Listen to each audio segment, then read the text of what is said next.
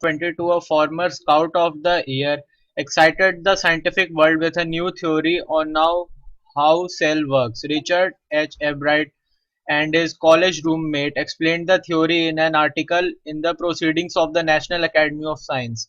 It was the first time his important scientific journal had ever published the world of college student in sports. That would be like making the big leagues at the age of 15 and hitting a home run your first time at bat.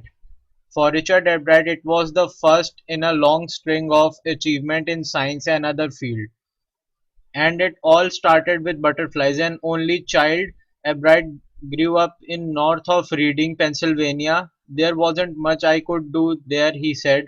I certainly couldn't play football or baseball with a team of one, but there was one thing I could do, collect things. So he did, and did he ever. Beginning in the kindergarten, Ebright collected butterflies with the same determination that has marked all his activities. He also collected rocks, fossils, and coins. He became an eager astronomer too, sometimes stargazing all night. Okay, so now this is about Richard Ebright.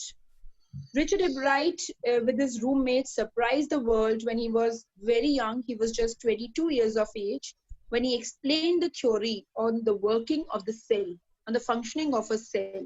And it was published in the Proceedings of the National Academy of Science, right? This valuable magazine had published the work of college students for the first time, because this work was really worth of getting published. It was really it was a crucial discovery when Richard Ebright, along with his roommate, had discovered on the functioning of the cell. It was published in the magazine of National Academy of Science. It was one of the many achievements which Ebright had achieved in his life later on. All his curiosity started with butterflies. As a child, he loved to ponder, he loved to look at the butterflies which were gazing around. And he lived in an area that was Pennsylvania, which was, as he was the only child of his parents, there it was open green area, vast expanse of greenery was there. So there were a lot of butterflies which he frequently used to see butterflies. He could have not done much there, as there were less people living there. The people living there were not much in that area. But he says that the only thing he could do there was collecting them. He didn't have many friends to play there with football or baseball there. So he just collected butterflies. He collected butterflies, rocks, fossils, and coins from time to time. Many children, you might have seen them. People are in habit of collecting old things. कई बार लोग feathers collect करते हैं birds के, butterflies collect करते हैं, पुरानी currency, old currency coins collect करते हैं, stamp collection करते हैं, just to have those memories of the previous period. So this little boy, as a small boy, he was also very fond of collecting butterflies, rocks, fossils, and coins. And that too when he was very small. He was just in kindergarten. So he used to keep on staring at the stars. He was very much interested in astronomy. So at night he used to stare at stars, and sometimes whole night he was interested in studying astronomy. I hope the first stanza is clear to everybody.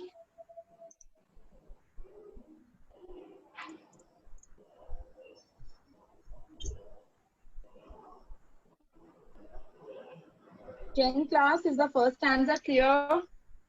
Yes, ma'am. Chaliye, Yes, let's ma'am. move on. Yes, Second stanza pe ma'am. aate hain beta. From the first, Shashwat, please he had continue reading.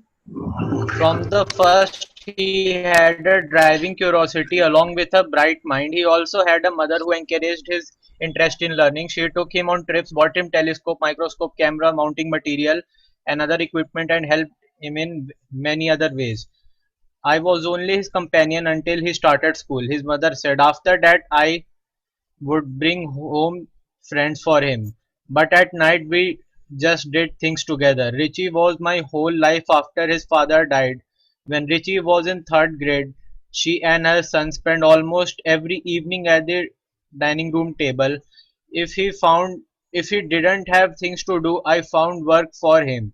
Not physical work but learning things. His mother said he liked it. He wanted to learn, and learn he did. He learned up sorry, he earned top grades in school on everyday things. He was just like every other kid. His mother said by the time he was in second grade, Ebrard had collected all 25 species of butterflies found around his hometown. That probably would have been the end of my butterfly collecting, he said. But then my mother got me a children's book called The Travels of Monarch X. That book which told how monarch butterflies migrated to Central America, opened the world of science to the eager young collector. See, children, just truly said, a scientist is recognized in the childhood itself, because the way these people behave, they are they have that inclination towards discoveries. They have that curiosity to know the minutest details about things, to deeply digging in about the facts. So that is what was visible in his case also. From first day, he had driving curiosity along with a bright mind. Now, his major motivating factor, motivating force was his mother. His mother helped him in all possible manner. He was very small when he lost his father. He was the only child of his mother. So naturally, after his father's death, his mother's entire attention was upon the child only.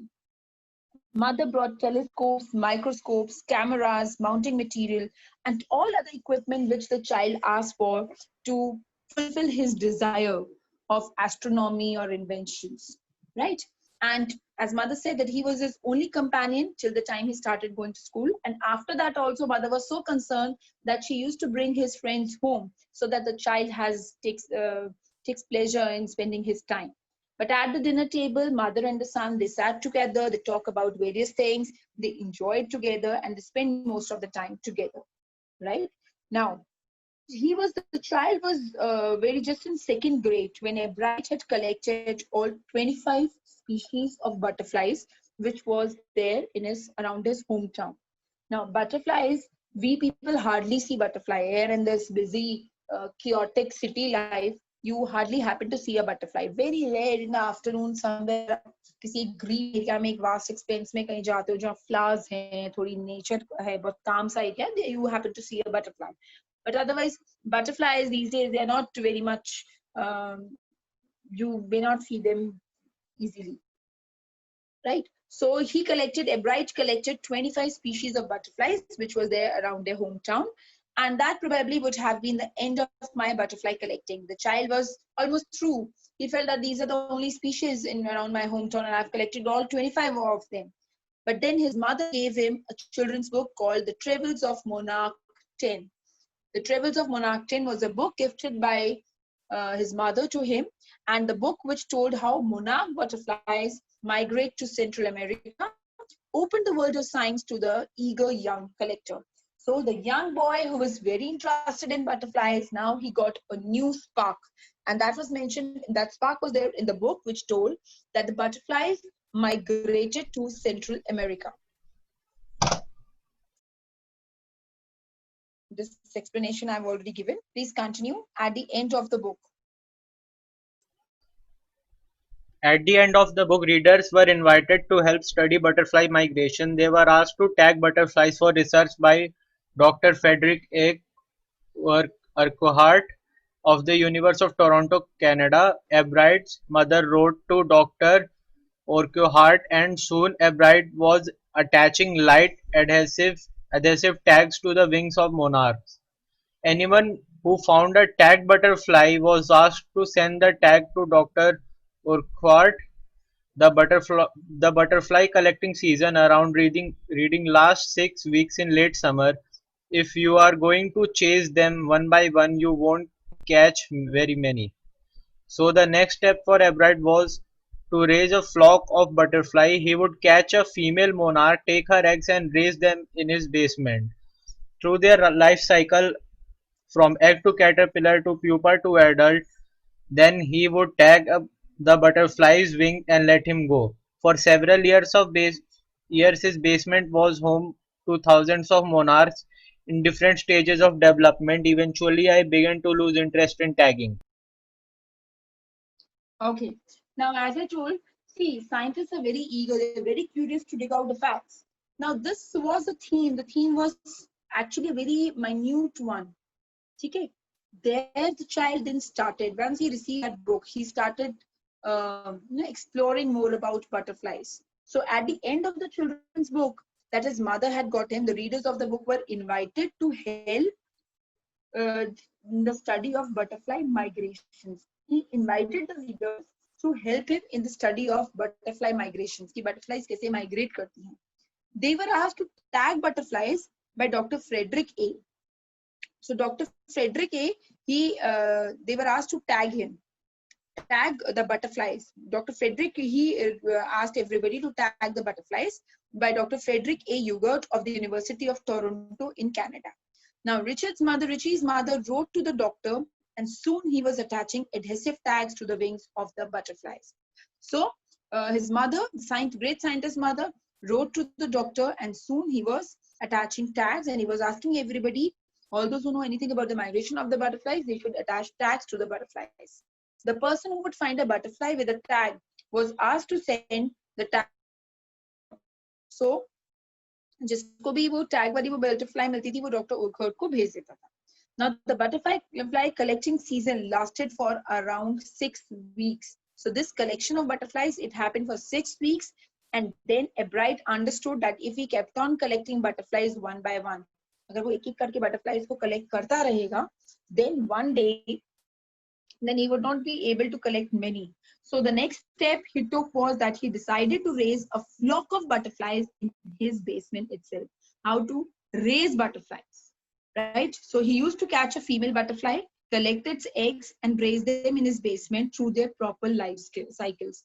Butterflies, they have a proper life cycle. If you have read in your science, आपने पढ़ा होगा जरूर larva and pupa, there are various stages the butterflies goes through, and then it finally becomes a butterfly, right? So he used to tag the wings of the butterflies and then would let them go. There were thousands of monarchs in his basements growing in different life stages. Now his basement was full of butterflies. Soon he started losing interest in tagging butterflies as it was a very slow and tiring process. Obviously,